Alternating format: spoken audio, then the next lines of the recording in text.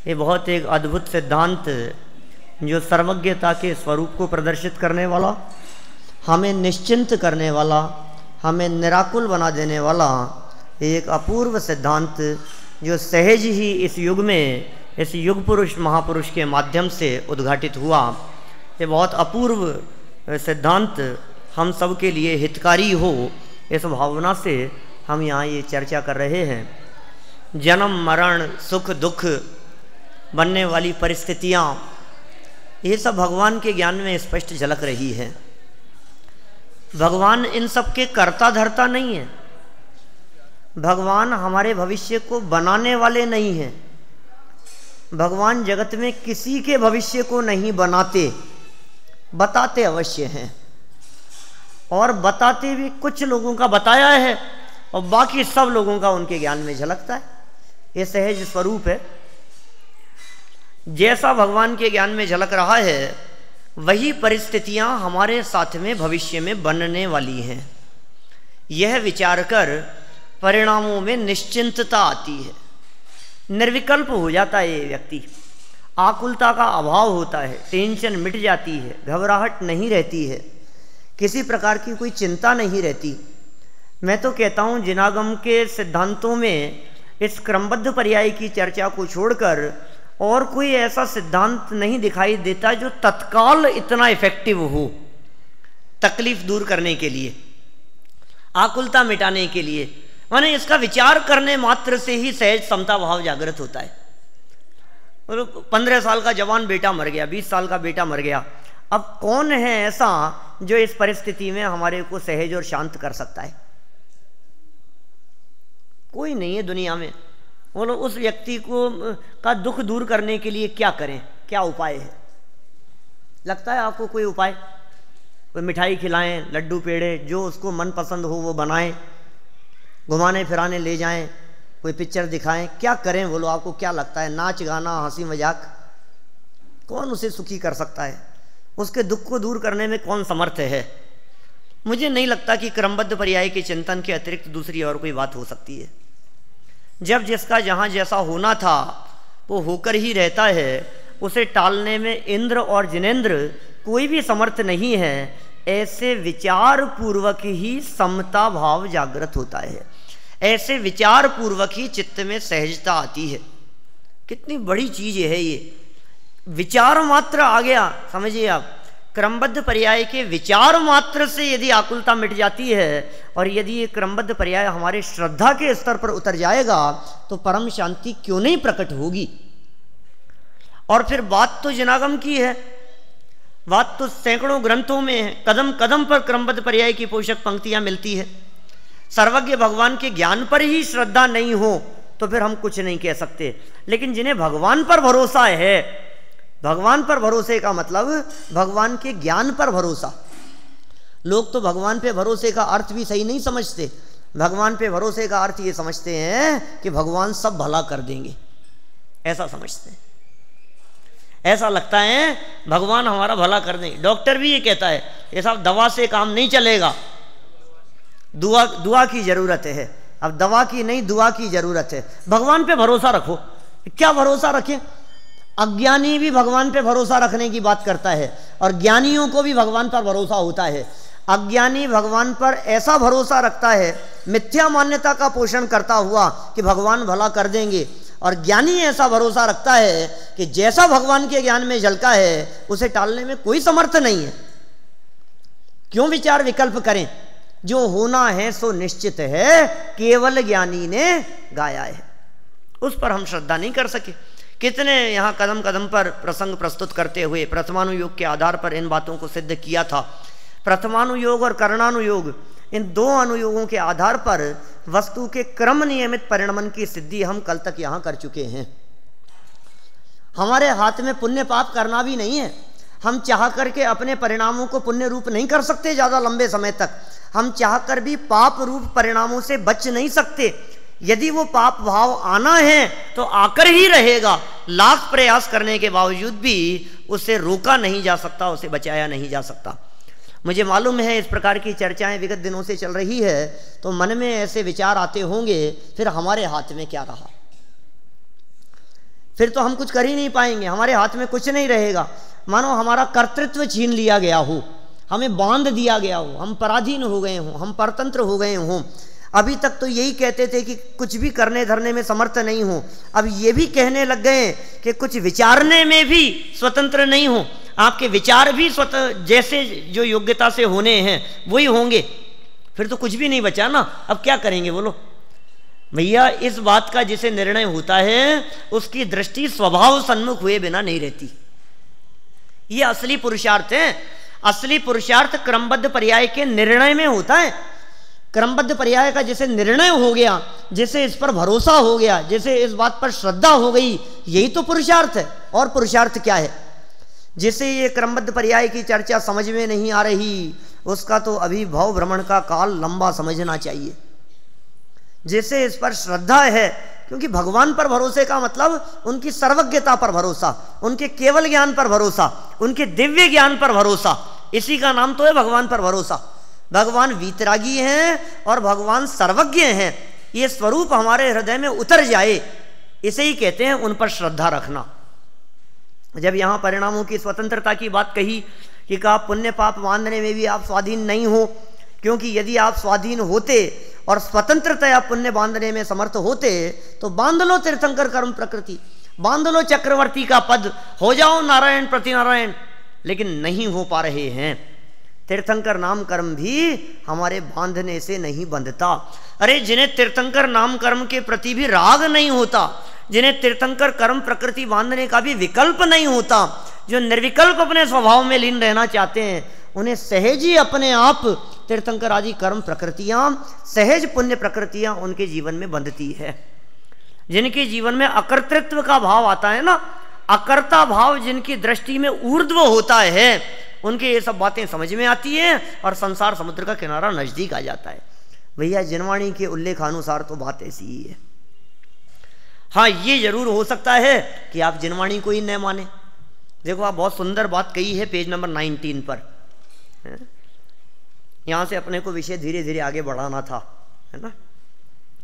जिनवाणी के उल्लेखानुसार तो बात ऐसी ही है जैसी हम विगत दिनों से कर रहे हैं। यह बात अलग है कि आप जिनवाणी को ही न माने, पर उससे भी निस्तारा नहीं मिलेगा, क्योंकि फिर तो आपको बहुत कुछ मानना छोड़ना होगा। आप ये कह सकते हैं साहब हम नहीं मानते सर्वज्ञता को, हम नहीं मानते जिनवाणी को, लिखा होगा सब शास्त्रों में, हमें तो भरोसा नहीं है, हम तो जो करेंगे वो होगा, हम चाहेंगे वो बनाएंगे, चाहेंगे जो खाएंगे, जैसेगी जो करेंगे, हमारे हाथ में, हम नहीं मानते उसको। लेकिन भैया इससे पार नहीं पड़ेगी। क्यों नहीं पड़ेगी? फिर तो आप न आदिनाथ को मान सकेंगे न महावीर को। अब बोलो क्या करें? आपने आदिनाथ और महावीर को भी तो जिनवाणी के आधार से ही मान रखा है। यदि आप जिनवाणी नहीं मानेंगे तो आप ये सिद्ध नहीं कर सकते कि महावीर भगवान हुए थे, आप ये नहीं मान सकते हैं कि ऋषभदेव हुए थे। क्या क्या मान रखा है आपने? न तीर्थंकरों को मान सकते हैं, न चक्रवर्तियों को मानना संभव होगा, क्योंकि यह सब आपने आगम में पढ़कर ही तो मान रखा है। जब आगम ही सत्य न रहा तो सब कुछ साफ। और इतना ही नहीं, आपने तो कल्पना भी न की होगी कि आपने आगम के आधार से क्या क्या मान रखा है। कि साहब क्या क्या मान रखा है हमने आगम के आधार से? अरे स्वर्ग नरक सब गायब हो जाएंगे, न पंचमेरु रहेंगे, न नंदीश्वर द्वीप रहेंगे। बोलो तैयार हैं आप ये मानने के लिए? न विद्यमान 20 तीर्थंकरों का सद्भाव रहेगा। कोई कहे साहब कहाँ है विद्यमान 20 तीर्थंकर, दिखाओ हमारे को, कहाँ है नंदीश्वर द्वीप, दिखाओ हमारे को। सर्च करो, क्यों सर्च करना गूगल पर, दिखेगा कहीं? कहीं दिखता है नंदीश्वर द्वीप? कहाँ है पंचमेरु, कहाँ है विदेश क्षेत्र, सिमंदर भगवान मौजूद हैं? हमें तो भरोसा नहीं। आपने जिनवाणी के आधार से ही मान रखा है। मैं नहीं समझता हूं कि इतना आगे जाने के लिए आप तैयार होंगे। एक कदम और आगे बढ़कर के यदि मैं बात करूं तो मैं यहां तक कह सकता हूं कि आप नमोकार मंत्र तक नहीं बोल पाएंगे, क्योंकि प्रश्न चिन्ह खड़ा करने वाले तो यहां तक प्रश्न चिन्ह खड़ा करेंगे कि कहां होते हैं आप? ये सिद्ध चक्र कर रहे हो, कौन होते हैं सिद्ध? एक आध सिद्ध से तो मिलवाओ हमारे को, आप दिखा सकते हो सिद्ध भगवान को? ये सिद्ध चक्र विधान जो हम कर रहे हैं, जिन सिद्धों का गुणगान हम गा रहे हैं, जिन सिद्ध भगवान की महिमा हम यहाँ गा रहे हैं, अर्घ समर्पित कर रहे हैं, उनके गुणों को याद कर, स्मरण कर, वे सिद्ध परमात्मा हैं भी या नहीं, किस भरोसे मान रखा है आपने? नमो अरिहंताणम और नमो सिद्धाणम, ये दो पद गायब हो जाएंगे, क्योंकि अरहंत और सिद्ध ये दोनों दिखते नहीं है। जनवाणी के आधार से मान रखा है, स्वर्ग नरक कुछ नहीं रहेगा। शायद इतना आगे जाने के लिए आप भी तैयार नहीं होंगे। बोलो, मुझे विश्वास है, इतना विनम्र शब्दों में लिखा है यहां पर, देखिए दादा ने, मुझे विश्वास है इतने आगे जाने के लिए आप भी तैयार न होंगे। यदि मेरी बात में कुछ दम नजर आता है तो फिर एक बार गंभीरता से विचार कीजिए, बहुत गंभीरता से शांत चित्त होकर के विचार कीजिए। आखिर सर्वज्ञ परमात्मा है कौन? आखिर सर्वज्ञता का स्वरूप क्या है? और उनके जान लेने में मुझे प्रॉब्लम क्या है? यदि वे जान लेते हो तो मुझे क्या प्रॉब्लम है? बोलो, जानते हैं बस ठीक है। हम तो भगवान के पास में जाकर के पूछते नहीं हैं, और भगवान तो सिद्धालय से हमारे को बताने के लिए आते नहीं हैं। आपको यदि टेंशन हो रही है कि सब्जी क्या बनानी है, बोलो, अब भगवान तो आएंगे नहीं, अब तुम्हारे को जो विकल्प आता हो उसको करते धरते रहो, उसमें क्या है? और फिर भी जो बननी होगी बनेगी तो वही वो भगवान के ज्ञान में झलक रहा है। अब इसमें क्या दिक्कत है? जिन लोगों को क्रमबद्ध पर्याय की चर्चा में समस्या खड़ी होती हुई दिखाई देती है, वे लोग इस विषय के संदर्भ में गंभीरता से विचार नहीं करते। यदि सर्वज्ञता के संदर्भ में बहुत शांत चित्त से गंभीरता से विचार करो तो आपको इसमें समस्या जैसी कोई बात दिखाई नहीं देगी। कल मेरे से पूछा था किसी ने, मैंने कहा था ऐसा कि साहब आपको ऐसा लगता है कि फिर सभी कुछ निश्चित है तो हमारे हाथ में क्या रहेगा? मैं कहता हूं, आज आपने क्रमबद्ध पर्याय की चर्चा सुनी, क्या था ये? आज के पहले तक क्या लग रहा था आपको? क्रमबद्ध तो तब भी था। आज हमने क्रमबद्ध पर्याय की चर्चा की और अपने आप को ऐसा बंधन में महसूस करने लगे। मैं कहता हूं, आज के पहले 3 दिन पहले जब क्रमबद्ध पर्याय की चर्चा आप लोगों ने नहीं सुनी थी, तब तो आपको कोई पराधीनता नहीं लगती थी, तब तो परतंत्रता नहीं दिखती थी। स्वाधीनपने जो आपको करना है, जो आपको विकल्प आ रहे हैं, जो आप कर रहे हैं, जैसी आपकी लाइफ चल रही है वैसी चलने दीजिए ना। ये बात इसलिए नहीं है कि आप स्वाध्याय करना बंद कर दें, ये बात इसलिए नहीं है कि फिर कोई व्यक्ति मंदिर में क्यों आएगा, फिर धर्म ध्यान क्यों करेगा, फिर पूजन क्यों करेगा। अरे जो व्यक्ति इस क्रमबद्ध पर्याय की चर्चा सुनकर ऐसी स्वच्छंदता को ग्रहण करता है, उसके लिए ये क्रमबद्ध पर्याय की चर्चा ही नहीं है। ये क्रमबद्ध पर्याय की चर्चा तो आकुलता को दूर करने के लिए है, ये व्यर्थ के विषय कषायों के विकल्प से निवृत्ति के लिए है। हम इसकी चर्चा सुनकर के कहें ठीक है साहब, अब मैं तो नहीं आता मंदिर, अब जो ठीक है यही देखा है भगवान ने, ठीक है भैया, यही देखा है तो तेरे आगे भविष्यकालीन पर्यायों में यही देखा गया है। नरकों में जाना, निगोदों में जाना, जन्म जन्मांतरों में भटकना, दुख उठाना, परेशान होना, यही देखा है। जिसकी भविष्य में होनहार इसी प्रकार की होनी हो, उसको परिणाम भी इसी प्रकार के आते हैं, और जिसकी होनहार भली होती है उसे परिणाम भी अच्छे आते हैं। ये सहज है वस्तु स्वरूप। देखिए, जब अपने आप को प्रथमानुयोग और करणानुयोग का विशेषज्ञ कहने वाले विद्वान भी संपूर्ण पर्यायों के क्रम नियमित होने का विरोध करते हैं, तब आश्चर्य हुए बिना नहीं रहता, क्योंकि प्रथमानुयोग और करणानुयोग में तो कदम कदम पर इसका प्रबल समर्थन किया गया है। इसी प्रकार चरणानुयोग और द्रव्यानुयोग के शास्त्रों में भी सर्वत्र इसकी प्रतिध्वनि देखी जा सकती है। चरणानुयोग के शास्त्रों में भी मिलेगा, द्रव्यानुयोग के शास्त्रों में भी मिलेगा, जगह जगह पर आपको इसकी प्रतिध्वनि दिखाई देगी। क्रमबद्ध पर्याय की 2 अनुयोगों के आधार पर तो सिद्ध कर चुके हैं, प्रथमानुयोग के उदाहरण प्रस्तुत किए और करणानुयोग के आधार पर जीवों की संख्या आदि निश्चित रहने की घोषणा की। ठीक है, ये सब करणानुयोग की चर्चाएं थी। फिर तीसरा अनुयोग चरणानुयोग।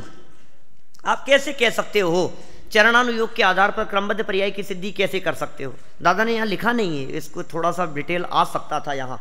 चरणानुयोग से कैसे सिद्ध करें हम कि क्रमबद्ध है? ये क्यों नहीं कर सकते हैं? हमने पानी छाना अभी, और छानने के बाद में 48 मिनट हो गए, तो चरणानुयोग ये कहता है कि अंतर्मूर्तवाद में इसमें नियम से जीवोत्पत्ति होगी, क्रमबद्ध है। दुनिया की कोई ताकत 48 मिनट बाद छने हुए पानी में उसे निर्जंतु तो नहीं कर सकती, यदि उसे अन्य हेतुओं से उसकी मर्यादा को बढ़ा नहीं लिया गया हो तो।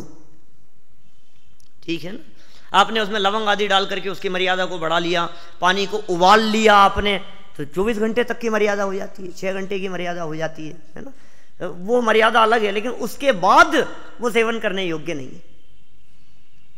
इस तरह की मर्यादा सूचक जितनी भी बातें मिलेगी, आटे की मर्यादा इतनी है, नमक की मर्यादा इतनी है, इस चीज़ की मर्यादा इतनी है, इतनी मर्यादा के बाद में इसमें नियम से जीव उत्पन्न हो जाएंगे, क्या नहीं होंगे? होंगे, नियम से होंगे। तो कौन है ये करने वाला, कौन है इस नियम को बनाने वाला? ये वस्तु व्यवस्था ही तो है, ये क्रमबद्ध ही तो है, और क्या है?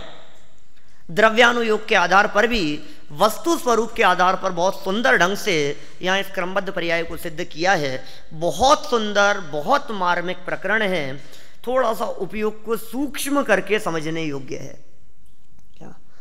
इसलिए सरलता और सरसता का व्यामोह छोड़कर बहुत गंभीरता से उपयोग को एकाग्र कर आप इस प्रकरण को समझने का प्रयास करेंगे। मार्मिक प्रकरण है, कल से तो फिर पुनः आगे सरलता से बात बढ़ाएंगे अपन। अभी बहुत मार्मिक प्रकरण, प्रवचन सार की 99वीं गाथा, वस्तु स्वरूप पुकार पुकार करके कह रहा है कि परिणमन क्रमबद्ध है। वस्तु कह रही है पुकार करके, न केवल आत्म वस्तु, शरीर का परमाणु परमाणु पुकार करके कह रहा है कि मैं परिणमन करने में स्वतंत्र हूं। कब आपकी फड़कती हुई आंख को आप रोक नहीं सकते। वो कौन से हाथ में खुजली चले तो आता है सीधे में, आप लोगों के बाएं हाथ में खुजली चले तो, और कौन सी आंख फड़कती है तो अच्छी होती है? बाईं, लेडीज की बाईं, और आप लोगों के दाईं, ऐसा। और कभी जिस जो अशुभ हो वो फड़क रही हो, अब आप उसको रोक करके बताओ जरा,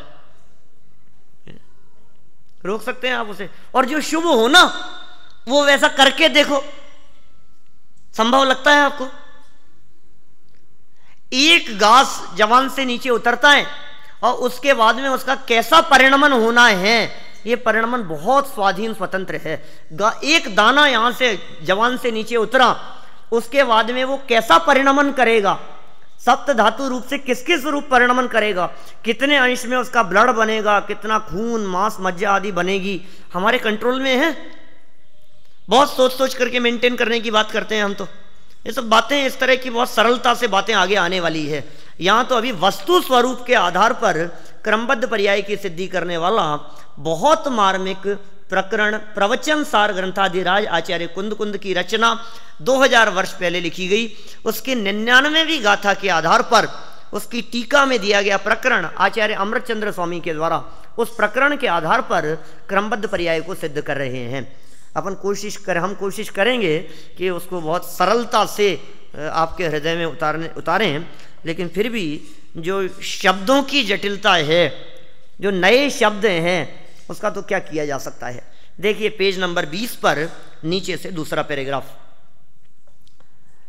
जिस प्रकार द्रव्य का वास्तु समग्रपने द्वारा एक होने पर भी विस्तार क्रम में प्रवर्तमान उसके जो सूक्ष्म अंश हैं वे प्रदेश हैं, उसी प्रकार द्रव्य की वृत्ति समग्रपने द्वारा एक होने पर भी प्रवाह क्रम में प्रवर्तमान उसके जो सूक्ष्म अंश हैं वे परिणाम हैं। ये दो दार्शनिक परिभाषाएं यहाँ सामने आ गई है, एक प्रदेश की परिभाषा और एक परिणाम की परिभाषा। उपयोग एकाग्र करके समझने का प्रयास करना। ये प्रदेश क्या चीज है, क्या होता है प्रदेश, और परिणाम क्या चीज है, ठीक है ना। हमारे विद्यार्थी तो सब समझते हैं प्रदेश और परिणाम। मैं तो अन्य लोगों से बात करता हूं जो विधान में बैठे हुए हैं, आप लोग इतने लोग, ये प्रदेश क्या चीज है? प्रदेश माने क्षेत्र की यूनिट, क्षेत्र माने जगह है, आकाश, स्थान, एरिया। अब ये जो भी एरिया है उसका छोटे से छोटा अंश कुछ तो होगा ना। हम क्षेत्र को नापने के लिए मील, किलोमीटर, मीटर, फीट, गज, इस तरह की भाषा का प्रयोग करते हैं ना। और छोटा करें उसको तो हम कहते हैं 1 इंच, 1 सेंटीमीटर, 1 मिलीमीटर। आखिर मिलीमीटर से ही तो बढ़ करके 10 मिलीमीटर का सेंटीमीटर होगा। और सेंटीमीटर से ही तो बढ़ करके आगे वो समझ लीजिए जो भी जैसे भी बढ़ते चलेंगे, मीटर, किलोमीटर। अब हम कह रहे हैं कि 1 मिलीमीटर। अब 1 मिलीमीटर का भी एक और उसका छोटा हिस्सा, फिर और छोटा हिस्सा और छोटा हिस्सा, सबसे छोटा अंश जिसका दूसरा हिस्सा न किया जा सके उसे आगम में प्रदेश कह करके पुकारा है। वो क्या कहलाता है? प्रदेश। इसके लिए यहां टेक्निकल भाषा प्रयोग की गई, विस्तार क्रम में प्रवर्तमान, विस्तार समझ में आ रही है? विस्तार क्रम में प्रवर्तमान वस्तु के सूक्ष्म अंश वो कहलाते हैं प्रदेश। समझ में आई बात? अब परिणाम क्या होता है? परिणाम माने पर्याय। ये पर्याय किसे कहते हैं? तो एक तो बात कही विस्तार की, अब दूसरी बात कह रहे हैं प्रवाह की। प्रवाह माने बहता हुआ, प्रवाह माने हर समय बदलता हुआ। इस प्रवाह क्रम के सूक्ष्म अंश को कहते हैं पर्याय। विस्तार का सूक्ष्म अंश कहलाता है प्रदेश, और जो प्रवाह है, जो बहाव है, जो विस्तार है या जो काल है, उस काल का सूक्ष्म अंश कहलाता है पर्याय। जैसे हम प्रयोग करते हैं ना, सूक्ष्मता में जाते जाएं, जैसे हम कहें कि इस युग में, हम कहें इस वर्ष में, फिर वर्ष से छोटी भी कुछ है, क्यों नहीं है कि छोटे करते करते हम दिन तक पहुंच जाते हैं। हम 1 घंटे तक आ गए, 1 मिनट, 1 सेकंड, फिर और नैनो सेकंड, और छोटा, कि सेकंड से भी इतना छोटा हिस्सा कि जिस हिस्से का दूसरा हिस्सा न हो सके उसे कहते हैं परिणाम, वो है पर्याय। तो विस्तार क्रम में प्रवर्तमान वस्तु के सूक्ष्म अंश प्रदेश, और प्रवाह क्रम में वस्तु के सूक्ष्म अंश वे परिणाम। ठीक है। अब एक और इन्हीं दोनों परिभाषाओं से जुड़ी हुई और एक बात, वो क्या कह रहे हैं? विस्तार क्रम में प्रवर्तमान जो वस्तु के सूक्ष्म अंश थे ना, जिन्हें प्रदेश कहा गया था, विस्तार क्रम का कारण क्या है? विस्तार क्रम का कारण प्रदेशों का परस्पर व्यतिरेक है। ये भाषा दी है यहां से नहीं पढ़ रहा मैं। क्या कहा है? विस्तार के सूक्ष्म अंश तो थे प्रदेश, और विस्तार क्रम का कारण उन प्रदेशों का परस्पर व्यतिरेक। व्यतिरेक माने भिन्नता। एक प्रदेश यदि दूसरे प्रदेश से भिन्न ना हो तो वो विस्तार नहीं बन सकता। फॉर एग्जाम्पल मैं बात करूं कि इतना बड़ा हॉल है अपना ये प्रवचन हॉल, इस प्रवचन हॉल में 1000 टाइल्स लगी हुई है। ठीक है। ये 1000 कहना कब संभव है? जब एक टाइल दूसरे टाइल से भिन्न हो, तभी तो काउंटिंग हो पाएगी ना। ये काउंटिंग कैसे होगी? इसी तरह से हमने कहा कि ये जो क्षेत्र का विस्तार है, आत्मा के क्षेत्र का विस्तार है, इस विस्तार का कारण प्रदेशों का परस्पर व्यतिरेक है। क्या कहा? विस्तार क्रम का कारण प्रदेशों का परस्पर व्यतिरेक। इसी तरह से एक तो कहा प्रवाह, माने परिणामों की श्रृंखला, उस प्रवाह के सूक्ष्म अंश को कहा था परिणाम। अब यदि एक परिणाम दूसरे परिणाम से भिन्न ना होवे तो ये प्रवाह नहीं बन सकता। हम नदी के प्रवाह की बात करें, हम नदी किनारे बैठे हुए हैं और नदी बह रही है, बोलो वही नदी है ना? गंगा नदी के किनारे हम बैठे थे और नदी बह रही है, तो जो पानी दिखाई दे रहा है ये वही है कि नहीं? हर क्षण पानी बदलता जा रहा है। जो पानी हमारे को अभी दिखाई दे रहा है, अगले समय वो पानी नहीं है, वो पानी तो आगे चला गया, फिर नया आ गया, फिर नया आ गया, फिर नया आ गया। तो ये जो प्रवाह है, इस प्रवाह के सूक्ष्म अंश क्या था? एक बूंद, वो उसका सूक्ष्म अंश था, और प्रत्येक बूंद दूसरी बूंद से भिन्न है, तभी तो ये प्रवाह बन रहा है, तभी तो इतना विस्तार है। एक बूंद दूसरे बूंद से भिन्न है, ये इन्होंने यहां किसके लिए उदाहरण दिया? विस्तार के संबंध में नहीं, प्रवाह के संदर्भ में। प्रवाह क्रम का सूक्ष्म अंश वे परिणाम थे, और परिणामों का परस्पर व्यतिरेक वो प्रवाह को सूचित करता है। इसके लिए उदाहरण दिया विस्तार क्रम का, प्रदेशों का। तो उदाहरण यदि समझ में आएगा तो इस उदाहरण के माध्यम से जो बात समझाना चाहते हैं वो बात समझ में आ पाएगी। देखिए यहाँ क्या कहा है। अब क्या कहना चाहते हैं साहब, ये कह करके क्या कहना चाहते हो आप? अमृतचंद्र स्वामी से पूछो, आचार्य कुंद स्वामी से पूछो कि साहब आपने 99वीं गाथा में क्या लिख दिया, और अमृतचंद्र स्वामी आप ये क्या समझाना चाह रहे हो? हमारे तो कुछ बात पल्ले नहीं पड़ रही। ये विस्तार क्रम, प्रवाह क्रम, विस्तार क्रम के सूक्ष्म अंश, प्रवाह क्रम के सूक्ष्म अंश वो परिणाम है, वो प्रदेश है, उनका परस्पर व्यतिरेक, ये क्या कहना चाह रहे हैं? ये कैसी चीज़ है ये? देखो आप वापस देखो, मैं पढ़ता हूँ इस पैराग्राफ को, थोड़ा ध्यान से पढ़ना। मुझे मालूम है सब्जेक्ट नया है बहुत से लोगों के लिए, इसलिए जटिलता लगेगी, लेकिन कोई बात नहीं। ये 5 मिनट की जटिलता है, इसके माध्यम से किसी एक निष्कर्ष पर पहुंचना चाहते हैं। वो बहुत मार्मिक बिंदु है जो आगे बतलाना चाहते हैं। वस्तु स्वरूप के आधार पर जो क्रमबद्ध पर्याय सिद्ध कर रहे हैं, बहुत मार्मिक बिंदु है। और फिर आगे सरलता तो आएगी ही, और बहुत सरल है विषय। जिस प्रकार द्रव्य का वास्तु माने क्षेत्र, वास्तु माने जगह, वास्तु माने भवन, मकान, उसे वास्तु कहते हैं ना अपन। वास्तुशास्त्र और क्या चीज है? आज के समय में वास्तु शब्द से शायद ही कोई अपरिचित हो।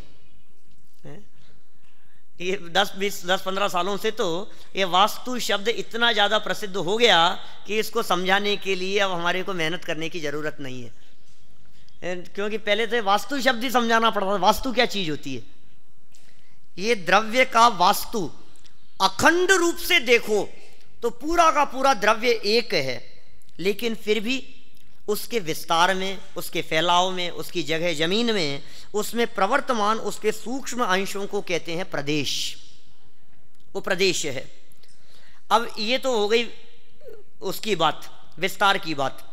उसी प्रकार द्रव्य की वृत्ति, पर्यायों का प्रवाह क्रम, समग्र पने से देखो तो गंगा नदी एक है, अखंडता की दृष्टि से देखो तो नदी है, लेकिन प्रवाह क्रम में प्रवर्तमान उसके जो सूक्ष्म अंश हैं वे परिणाम हैं।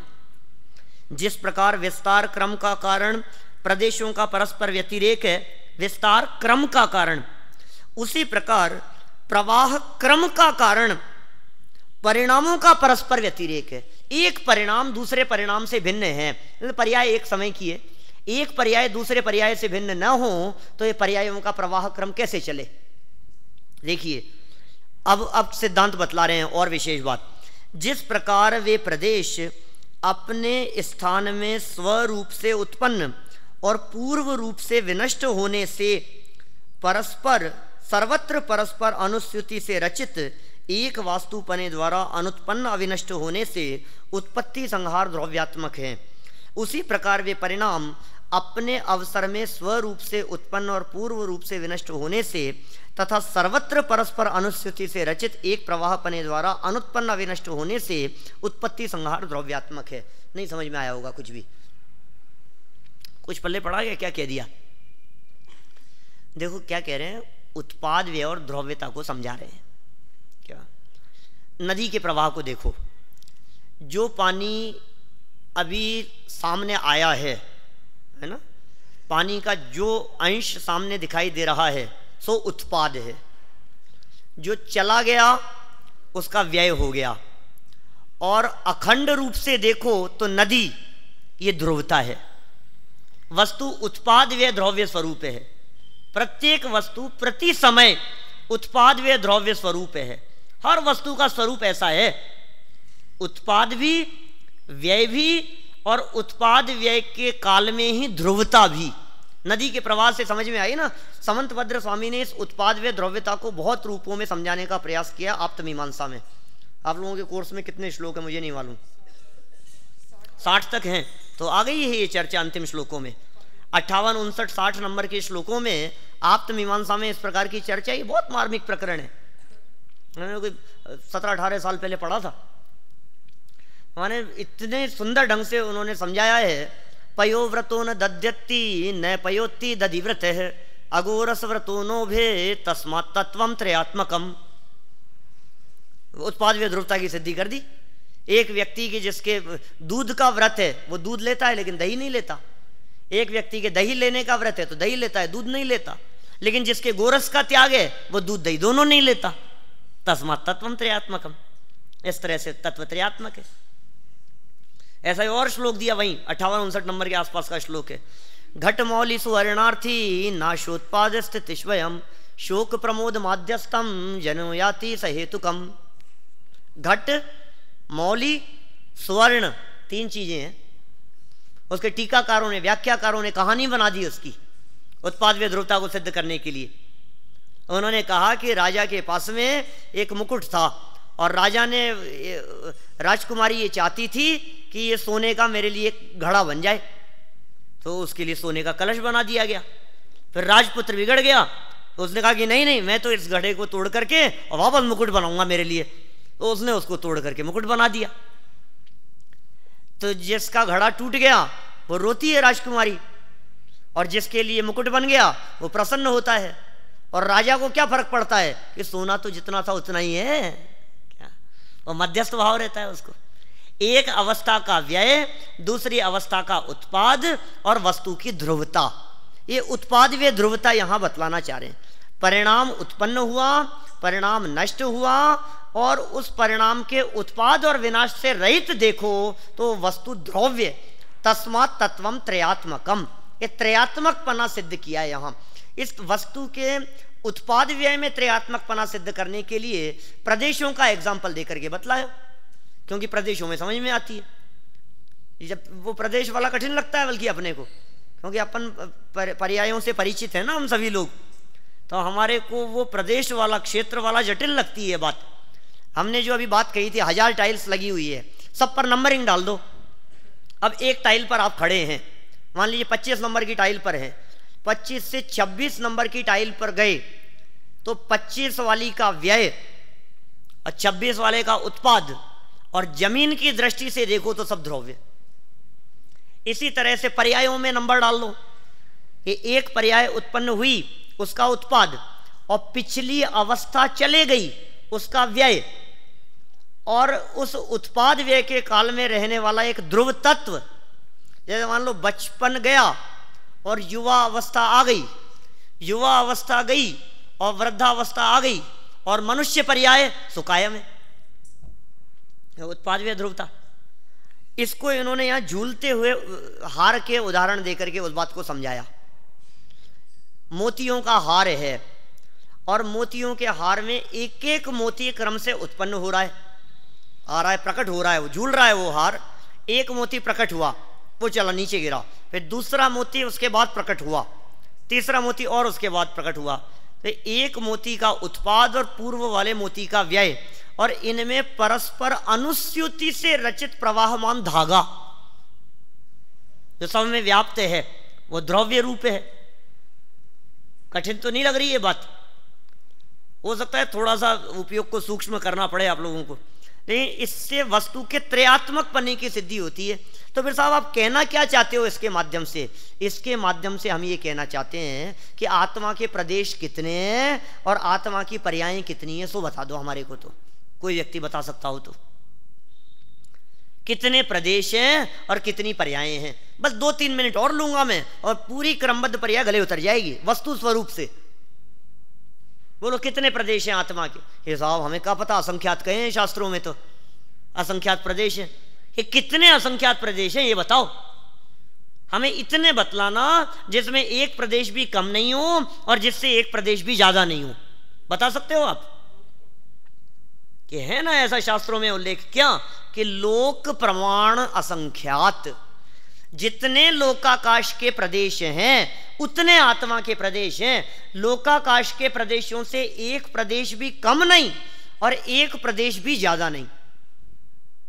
अणुगुरु देह पमाणु उपसंगार अपसपदो जेता असमूह दो व्यवहारो निश्चय न दो असंख्य देशो वा। निश्चय न से असंख्यात प्रदेशी है, लोक प्रमाण असंख्यात प्रदेशी है।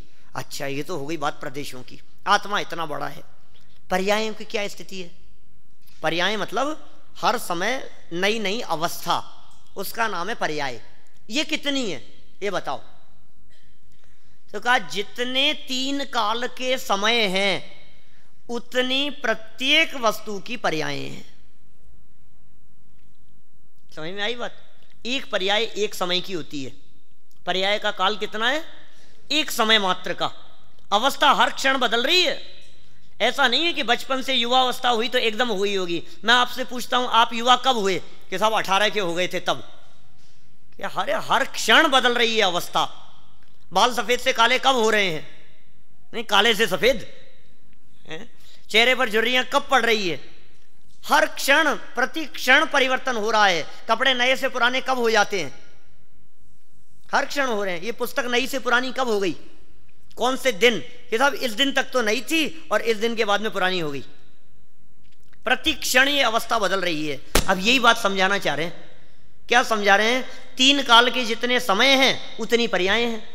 एक भी पर्याय कम नहीं हो सकती है 3 काल के समय से, और एक भी पर्याय ज्यादा नहीं हो सकती है। अब भगवान के ज्ञान में वो तीनों काल झलक रहे हैं क्या? तो प्रत्येक पर्याय भगवान के ज्ञान में झलक रही है कि नहीं? अब देखो इसको सिंक्रोनाइज कर दो इसको आपस में। कैसा करो? एक तरफ तो आप लाइन खड़ी करो आप समय की, पहला समय, दूसरा समय, तीसरा समय, चौथा समय, 5वां समय, ऐसे एक समय से लेकर के अनंत समय की हमने लाइन खड़ी कर दी। अब दूसरी तरफ पर्यायों की लाइन खड़ी कर दो। पहली पर्याय, दूसरी पर्याय, तीसरी पर्याय, चौथी पर्याय, ऐसे अनंत समयों की एक लाइन और अनंत पर्यायों की एक लाइन। अब हम कह रहे हैं 25 नंबर के समय पर कौन सी पर्याय होगी? कि 25 नंबर की पर्याय। क्या फिक्स है ना ये कि पर्याय एक समय की होती है और काल का सबसे छोटा अंश समय है। तो 15 नंबर के समय पर पहुंचे तो उस समय कौन सी पर्याय होगी? कि 15 नंबर की पर्याय। 17 नंबर के समय पर पहुंचेगी कौन सी पर्याय होगी? 17 नंबर। कि 30 नंबर समय पर कि 30 नंबर की पर्याय। जो समय आएगा उस समय सामने पैरेलल वो पर्याय खड़ी हुई है। अब कौन फेरफार करे उसमें? उस पर्यायों के क्रम को कौन बदले? हमें भी विकल्प नहीं आता इस प्रकार का। क्या कभी आपको इस प्रकार का विकल्प आता है कि बचपन के बाद में सीधी वृद्धावस्था आ जाए, युवावस्था उसके बाद में, बुढ़ापे के बाद में युवावस्था का विकल्प आता है?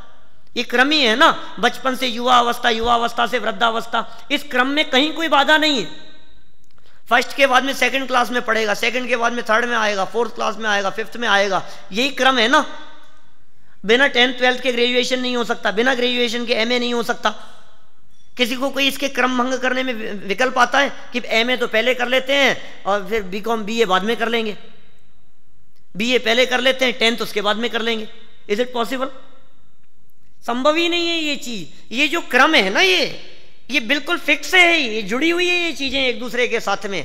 अनादि अनंत पर्यायों का प्रवाह क्रम अनादि अनंत काल के समयों के साथ में खचित है। ये वस्तु स्वरूप कह रहा है। प्रत्येक वस्तु का परिणमन, वस्तु का स्वरूप इस प्रकार का है। इस तरह से वस्तु स्वरूप के आधार पर, द्रव्यानुयोग के आधार पर इस क्रमबद्ध पर्याय की सिद्धि होती है। जिन्हें यह बात समझ में आ जाती है, समझ लीजिए उनका संसार समुद्र का किनारा नजदीक आ गया है। ये द्रव्यानुयोग से बात को सिद्ध करने का प्रयास किया, छोटे छोटे से उदाहरणों के आधार पर बात को और आगे सिद्ध किया है। बहुत सुंदर और सरलता से इस बात को समझाया है। अपन आगे विस्तार से चर्चा कल करेंगे। अभी की बात को हम यहीं विराम देते हैं। महावीर भगवान की बोलो जिनवाणी।